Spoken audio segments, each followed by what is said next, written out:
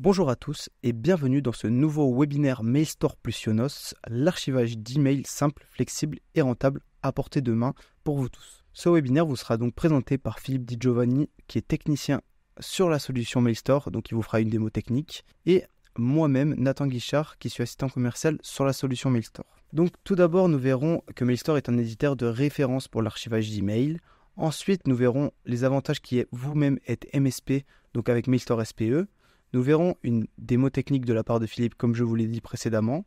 Ensuite, nous verrons Mailstore SPE en partenariat avec Ionos. Ensuite, nous verrons donc les options et les exemples tarifaires de la solution, des retours d'expérience de certains de nos partenaires et donc l'accompagnement qu'on vous propose chez Whatsoft. Donc, Mailstore, la référence en archivage d'email. Donc, Mailstore est une entreprise allemande située à Viersen, et elle a été fondée en 2007. Elle a dû s'imposer comme un acteur incontournable dans le domaine de l'archivage d'email. Elle a plus de 80 000 installations à travers 100 pays aujourd'hui, et Mailstore est aujourd'hui reconnu comme le leader mondial dans son domaine, qui est l'archivage d'email. Et elle est vendue dans deux versions différentes, Mailstore Server et Mailstore SPE, que nous verrons plus tard lors du webinaire. Donc maintenant, le marché et les avantages de l'archivage des emails. Tout d'abord, comme nous le savons tous, l'email reste le premier outil de communication au monde. Depuis 2022, comme vous le voyez, ce sont plus de 333 milliards d'emails qui sont envoyés chaque jour à travers le monde. Ce chiffre, il nous montre à quel point il est devenu un pilier incontournable de nos échanges quotidiens, que ce soit personnel comme professionnel, avec donc la digitalisation croissante des échanges et l'essor du commerce en ligne. L'importance des emails ne fait que croître. Et je pense que d'ici quelques années, ce chiffre aura encore augmenté. Et donc en regardant le graphique que vous voyez sur la droite, sur l'écran ici, là, nous pouvons voir une progression continue du nombre d'emails envoyés, reçus chaque jour, en passant de 306 milliards en 2020 à 361 milliards en 2024. Nous allons voir un aspect crucial de la gestion des emails en entreprise. Comme vous pouvez le voir, la durée légale de conservation des emails, elle peut varier considérablement en fonction de la nature des documents et de la réglementation qui est en vigueur. Comme vous pouvez le voir, il y a plusieurs exemples qui sont illustrés, et donc ces périodes d'archivage peuvent s'étendre de 2 ans à 30 ans. Comme vous pouvez le voir, par exemple, sur le contrat d'acquisition ou cession de biens immobiliers et fonciers, vous pouvez voir qu'il y a une durée légale de conservation de 30 ans d'email. Et par exemple, vous pouvez voir que pour les impôts directs locaux, taxes foncières, il y a un minimum de 6 ans pour garder ces emails. Donc vous pouvez voir que quand même, Mailstore est une solution qui est très utile pour toutes ces notions légales de conservation d'email. Maintenant, nous allons passer à sauvegarde vs archivage. Car au téléphone, on a très souvent des partenaires qui nous disent « Je n'ai pas besoin d'archivage car je sauvegarde déjà mes mails ». Eh bien, vous avez tort. Parce que la sauvegarde des emails, elle consiste à créer une copie de vos mails et une autre donnée afin de pouvoir la restaurer en cas de perte des données. Les sauvegardes sont généralement effectuées régulièrement et leur objectif principal est de récupérer rapidement des données après un incident, donc comme une défaillance naturelle ou une suppression accidentelle. Alors que l'archivage, en revanche, il permet un processus de se déplacer des emails de valeur ou requis légalement vers un système de stockage sécurisé accessible pour une conservation à long terme. Et l'archivage permet de libérer de l'espace de stockage actif tout en assurant que les emails peuvent être récupérés à tout moment. Comme j'ai l'habitude de présenter avec un exemple, les emails, c'est comme un placard avec plusieurs dossiers. Si vous les mettez bien rangés dans un placard, 2 ou 3 ans plus tard, si vous voulez le récupérer, vous avez juste à ouvrir votre placard, à sélectionner le bon dossier et vous le retrouvez en quelques secondes. C'est la même chose avec Mailstore et les mails que vous archivez. Donc l'archivage des emails est une offre qui permet à votre entreprise de se différencier de la concurrence. Il y a donc 2 modes de vente, Mailstore Server et Mailstore SPE. Je vous les détaillerai plus en détail juste après. Il y aura un tableau pour vous les présenter plus facilement, que vous compreniez avec un visuel. Ensuite, le marché de l'archivage d'email est en pleine expansion avec la croissance continue du volume d'emails envoyés et reçus chaque jour, comme je vous ai montré précédemment avec le graphique. Et Mailstore est une solution que l'on prend sur la durée. Donc, les clients vont rester dans le temps. Maintenant, les avantages et utilisateurs techniques. L'une des fonctionnalités principales les plus appréciées par les utilisateurs Mailstore est la capacité de réaliser des recherches performantes et rapides, comme je vous l'ai dit avec l'exemple du placard et des dossiers. Et grâce à ce moteur de recherche avancé, Mailstore permet de retrouver n'importe quel email en quelques secondes seulement. Une autre fonctionnalité clé de cette solution est la conservation et l'arborescence des emails. Cela signifie donc que l'organisation des dossiers, des sous-dossiers est maintenue telle que lors de l'archivage. Ensuite, les avantages de l'aspect technique maintenant. Comme vous pouvez le voir, Mailstore se distingue par la haute compatibilité avec des divers environnements et plateformes de messagerie.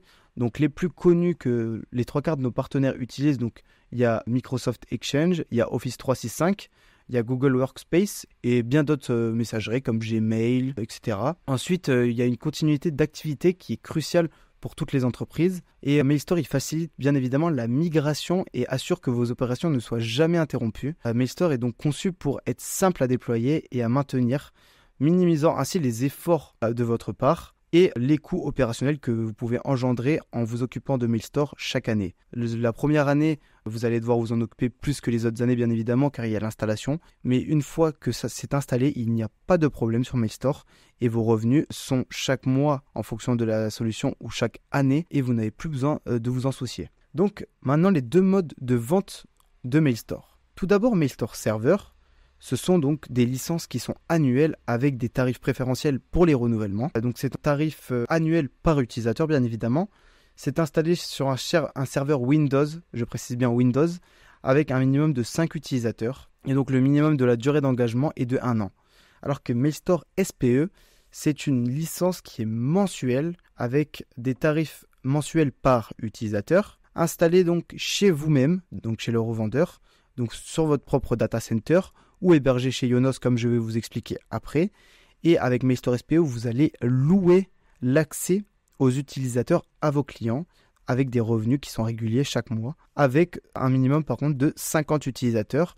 Mais pas de panique, vous pouvez en acheter par exemple 65 et en distribuer à autant de clients que vous souhaitez. C'est-à-dire que vous pouvez diviser 65 par le nombre que vous souhaitez. Et vous avez un minimum d'engagement de 3 mois, ce n'est pas énorme, bien évidemment. Donc maintenant, les avantages pour vous qui êtes MSP avec Mailstore SPE. Pour votre infrastructure, vous avez un contrôle total avec Mailstore, car vous avez une maîtrise intégrale des données collectées, ce qui vous permet de contrôler où et comment vos données sont stockées et gérées. Vous avez aussi le choix de déployer Mailstore sur votre propre infra, ou dans votre data center de votre choix. Donc par exemple Ionos comme je vous ai dit, que je vous expliquerai après, on est en collaboration avec eux maintenant. Ensuite, Mailstore permet de mutualiser la gestion de vos clients, qu'ils soient petits ou grands, sous une seule et même infrastructure. Donc ça c'est quand même quelque chose qui est assez intéressant. Ensuite, Mailstore offre des droits administrateurs complets permettant à une gestion autonome et flexible de vos archives et de celles de vos clients. Ensuite, pour la personnalisation, vous pouvez donc Mailstore est disponible en marque blanche, c'est-à-dire que vous pouvez vous adapter votre interface et vos communications avec l'image de votre société. Donc quand les clients accéderont à votre Mailstore, il y aura par exemple votre logo, il y aura peut-être votre couleur d'entreprise qui représente donc toutes vos valeurs. Ensuite, il y a des flexibilités sur les tarifs. Vous avez la liberté donc de déterminer vos propres tarifs avec Mailstore SPE, ce qui n'est pas le cas sur Mailstore Server car il y a déjà un tarif public publié par l'éditeur. Et donc Mailstore aussi vous permet de faire évoluer votre offre en fonction des besoins changeants de vos clients. Donc c'est vous qui voyez ça de votre côté avec vos clients. Maintenant, place à la démonstration technique de la part de Philippe qui va vous montrer la console rapidement. Donc en ce qui concerne Mailstore SPE, donc c'est une autre approche du serveur de messagerie puisque donc vous allez avoir différents services qui vont se centraliser sur un serveur unique. Donc on va avoir, on va dire, une installation qui va vous permettre donc d'avoir 3 services. Donc un service management console qui va donc plutôt la management console avec une interface web qui va vous permettre donc de pouvoir manager les différentes instances, qui va être supporté vers un instance host. Ces instances va correspondre donc à un serveur Mailstore qui vous permettra exactement comme un Mailstore serveur de pouvoir accéder avec le client Access Server aux différents emails de ce serveur de messagerie pour archiver donc vos boîtes, pour synchroniser les services d'annuaire. Évidemment, ça va être des services d'annuaire Office 365, Microsoft Azure AD, et les utilisateurs finaux pourront accéder en HTTPS via les clients Access aux différentes instances qui leur est propre pour pouvoir accéder à leur archive. Donc concrètement, hop, je vais vous montrer. Alors j'espère que vous voyez toujours mon écran. Oui, je vois que oui. Alors, Donc au niveau de l'installation, bon, c'est un peu comme Mail Store Server. La seule chose que vous allez devoir faire, c'est d'indiquer le nom d'hôte. Ça, c'est vraiment le plus important au niveau installation. Donc le nom d'hôte qui va correspondre donc au serveur Mail Store, et surtout pour les différents services qui vont être configurés par la suite, sachant que par défaut vous allez avoir un certificat auto-signé qu'il faut absolument changer, puisque donc les utilisateurs finaux auront des messages d'alerte à chaque fois qu'ils vont y accéder dans le canal HTTPS. Donc c'est quelque chose qu'il faudrait que vous changez dans un premier temps. Et pour l'instant, il n'y a pas cette notion de Let's Encrypt avec Mail Store SPE. C'est quelque chose qui va sûrement être implémenté dans les prochaines versions, mais à l'heure actuelle, non. Donc vous serez obligé d'avoir un certificat donc de domaine ou wildcard pour pouvoir ensuite l'intégrer directement à Mail Store. Donc au niveau configuration, vous allez avoir un service qui s'appelle Mail Store Service Provider Edition, qui va gérer donc les 3 services. Donc le management server pour pouvoir gérer toute l'interface, les instances host, donc les différents serveurs Mail Store, et le client access qui va permettre donc de faire le lien entre les clients finaux et les instances. Donc quand vous avez un certificat, on va dire de domaine ou wildcard, la chose qu'il faudrait que vous fassiez, c'est d'arrêter donc le service. Donc tout ça, c'est des choses qui vont être configurées automatiquement lorsque vous allez configurer le serveur Mail Store et surtout à l'installation. Donc la première chose que vous allez faire, donc, c'est de modifier le certificat, puisque donc vous avez un certificat auto-signé. Et là, surtout pour le client Access, Web Access et AutoCAD, il suffira simplement de cliquer sur les 3 petits points, de faire autre choix. Et au préalable, il faudra donc évidemment installer vos certificats de racine de confiance directement sur le serveur où sera installé Mail Store SPE. Et là, vous pourrez le sélectionner à ce niveau-là. Donc, on va le redémarrer. Donc, pour accéder à cette interface-là, il suffira simplement de vous connecter sur le port, sur l'adresse IP du serveur Mail Store SPE, 8470. Donc, comme le Mail Store Server, vous mettez admin, et après, pareil, le mot de passe à admin, et après, vous changerez le mot de passe.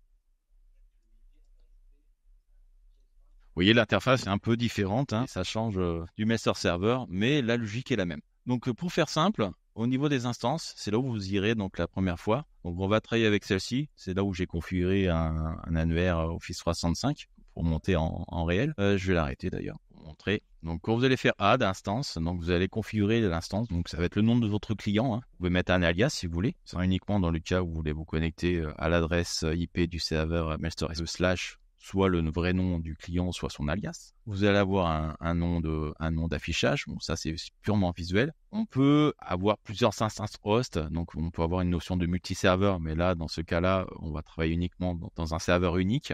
Mais sachez qu'on peut avoir plusieurs instances host et de client access dans vraiment les grosses structures. Et surtout, le plus important, c'est l'endroit où vous allez stocker les bases de données de cette instance-là. Donc moi, je vous recommande, si jamais vous utilisez cette solution, d'avoir un disque, on va dire, différent, sur lequel vous allez créer un répertoire, et ensuite, vous allez mettre un dossier qui va être propre au dossier de votre client. Et là, va être stocké, on va dire, toutes les bases de données de cette instance-là. Dans la configuration, on retrouve simplement des débugages au niveau des logs. Ouais, donc c'est tout simple. On va redémarrer. OK.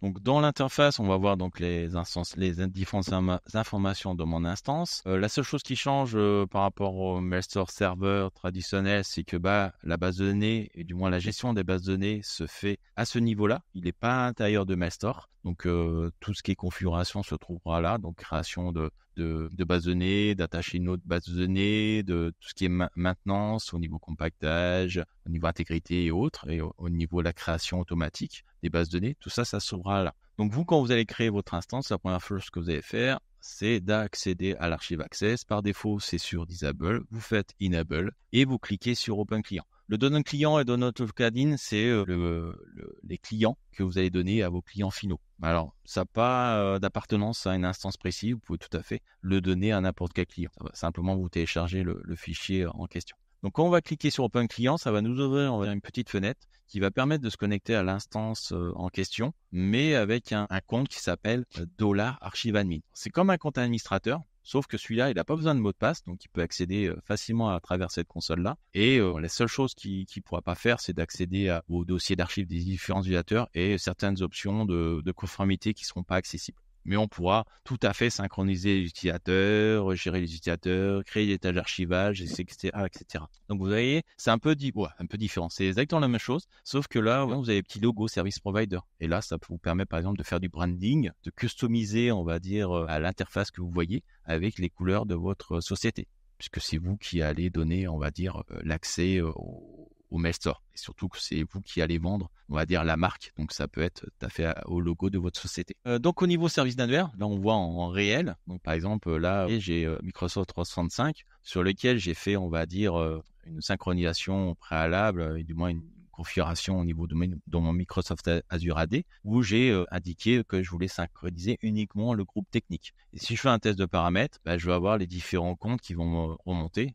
Et là, dans l'occurrence, on va travailler avec le mien. Donc, je vais avoir les informations de mon compte. Donc là, j'ai créé une tâche d'archive sur ma boîte aux lettres. Donc, je vais la relancer d'ailleurs, juste pour avoir des messages un peu plus récents. Et je vais vous montrer donc les différentes façons pour pouvoir accéder à ma boîte aux lettres. Ok. Donc la première solution, c'est le master client. Bon, c'est pas le plus utilisé, mais on va dire ça peut être très pratique parce que c'est celui qui a le plus de privilèges. Donc vous voyez, je vais me connecter en HTTPS sur l'adresse IP de mon master SPE. Donc admettons que je sois à l'extérieur et / mon instance. Donc là, il va me demander mon compte. Je vais me connecter sur mon compte de mon Office 65. Et là, je vais avoir une notification. Évidemment, voilà. Non. Et là, j'ai une notification réussie. Là, c'est la notification qui est effectuée sur le Microsoft Azure AD. Et là, je vais retrouver donc mon client Mailstore avec mon dossier donc d'archives, avec ma boîte de réception, mes messages, et je pourrais donc tout à fait les consulter, les enregistrer sous, les imprimer. Je peux faire des recherches dans l'email, par exemple. Donc, si je recherche Microsoft, parce qu'on a des trucs. Bon, par exemple, atelier. Donc, si je fais une recherche, vous voyez, automatiquement, ça va être en jaune. On peut faire regarder les en-têtes, l'origine du message. Je peux choisir le profil sur lequel je vais pouvoir ouvrir dans Outlook. Et je peux restaurer dans Outlook. Et ce qui est un bien aussi, c'est la recherche des emails, comme je vous le disais. Donc, la possibilité de faire facilement des recherches. Donc, sur multicritères, automatiquement, il va retrouver tous les mots où il y a atelier. Et l'avantage, c'est que je peux refaire des sauvegardes de mes recherches. Comme ça, je peux facilement y accéder et je peux facilement avoir le résultat. Voilà. Ça, c'est le client master. Donc, il donne des privilèges aussi également. Quand j'ai des privilèges d'archivage, d'exportation, je peux archiver, par exemple, mon propre profil Outlook. L'autre option, c'est celui qui est plus utilisé, c'est l'add-on qui va venir se greffer à Outlook, qui va pouvoir accéder, sur lequel on va pouvoir accéder aussi de la même façon aux messages archivés. Donc là, c'est le certificat auto-signé, oui, c'est ce que je vous disais. Donc, si on n'a pas le certificat de domaine ou wildcard, on aura toujours ce message-là. À moins qu'on installe le certificat, mais bon, je vois pas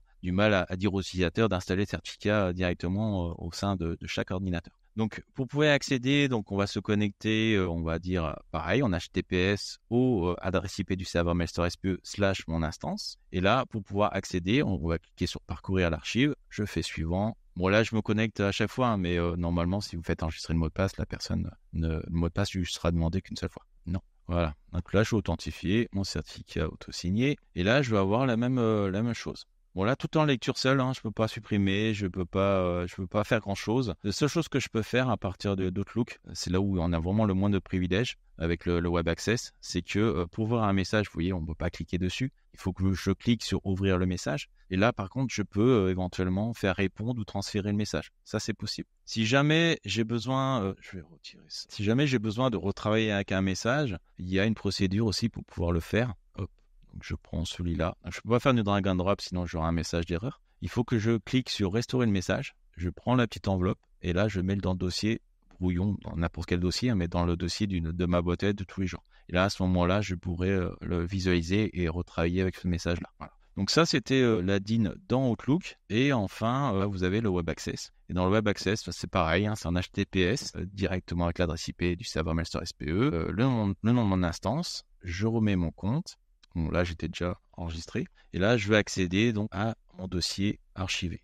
Ce que je peux faire ici avec le Web Access, je peux regarder l'origine du message, je peux imprimer, je peux ouvrir en tant que fichier EML. Voilà, je peux l'avoir là, directement en local. Mais si j'ai besoin de retravailler dans ma boîte de tous les jours, je peux faire restaurer. Et là, je mets l'adresse email donc, de ma boîte de tous les jours et je recevrai donc ce message-là en tant que pièce jointe. Voilà. Et on retrouve donc les recherches directement, les recherches enregistrées et les recherches que je peux faire avec les multicritères. De la même façon, ça, ce sont des choses qui sont communs à l'ensemble d'utilisateurs. C'est-à-dire que si j'effectue une démarche d'enregistrement d'une recherche sur le Web Access, je vais le retrouver dans la DIN et dans le client Mailstore. Voilà. Merci Philippe pour ta démonstration technique. Maintenant, on va continuer donc avec Mailstore SPE avec Ionos. Donc, ce partenariat consiste à que vous ne deviez pas gérer d'infrastructure en interne, car c'est le problème de certains de nos partenaires qui ne souhaitent pas avoir d'infra en interne, ça demande quand même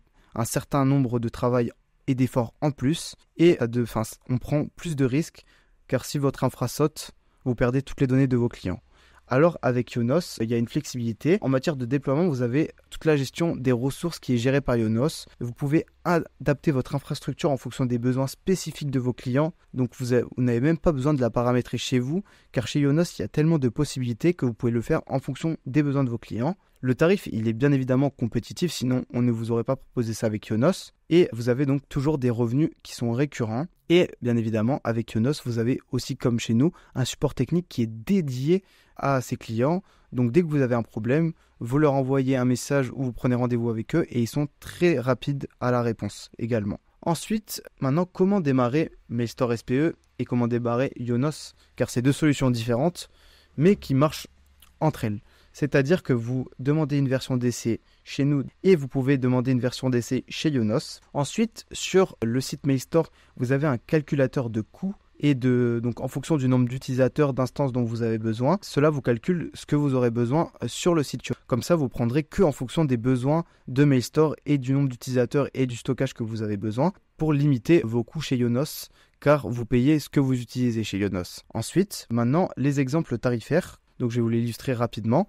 Comme vous voyez, Mailstore, on va prendre l'exemple de 100 utilisateurs. C'est un tarif de 1,29€. Bien évidemment, c'est dégressif.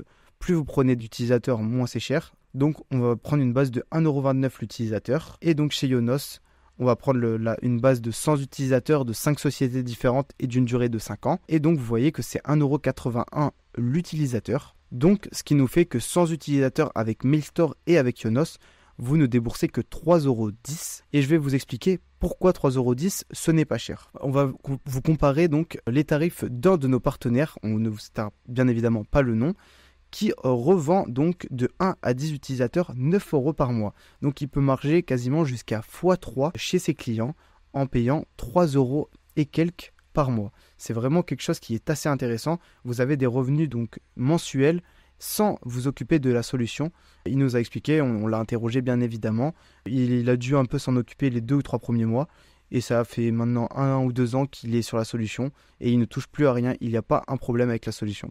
Donc c'est vraiment très intéressant pour vous qui êtes revendeur d'avoir des revenus réguliers sans vous occuper de la solution. Ensuite, maintenant, je vais vous lire 1 ou 2 retours d'expérience de nos partenaires. Donc Alexander Mann qui est sur la région toulousaine, il nous a dit qu'avec Mailstore, nous avons non seulement sécurisé nos communications, mais aussi simplifié le processus d'accès et de récupération des emails archivés. Donc c'est quand même quelque chose qui est très intéressant. Je vais vous prendre maintenant Laurent Guillocher, qui est le PDG de Bifast. Il nous dit que Mailstore offre une solution d'archivage robuste et fiable qui nous a permis de respecter les exigences des conformités et de sécurité tout en offrant une grande flexibilité d'utilisation. Donc vous voyez quand même que nos partenaires sont même la plupart, même la totalité, je vais dire, ils sont satisfaits de la solution Mailstore. Comme je vous le dis, on a très très peu de clients mécontents qui reviennent vers nous. Maintenant, je vais vous montrer donc l'accompagnement que vous bénéficiez chez Wattsoft si vous prenez Mailstore SPE ou Mailstore Server bien évidemment. Vous bénéficiez donc d'une formation pour être certifié Mailstore. Mais vous allez vous dire à quoi ça sert d'être certifié Mailstore ? Eh bien, vous pouvez être référencé sur le site de l'éditeur et donc recevoir des leads directement sans avoir à faire de la prospection, car l'éditeur va vous en envoyer, vu qu'il y a quand même un certain nombre de leads qui arrivent tous les jours chez l'éditeur, qu'ils soient français ou d'une autre nationalité. Et bien s'il est français et à côté de votre région, vous pouvez bénéficier de ce lead. Et ensuite, cette formation, elle peut être remboursée en partie ou en totalité par l'OPCO. Ensuite, vous avez des ressources comme des vidéos YouTube, des shorts YouTube, même des interviews de certains de nos partenaires. Donc je vous ai lu quelques phrases, mais c'est des extraits de nos interviews sur YouTube. Ensuite, vous avez des témoignages et de l'infographie sur le site de l'éditeur et sur le site Wattsoft. Et voilà, nous arrivons à la fin de ce webinaire. Merci à tous de l'avoir suivi. Voici les informations pour nous recontacter et nous reviendrons vers vous. Et au revoir.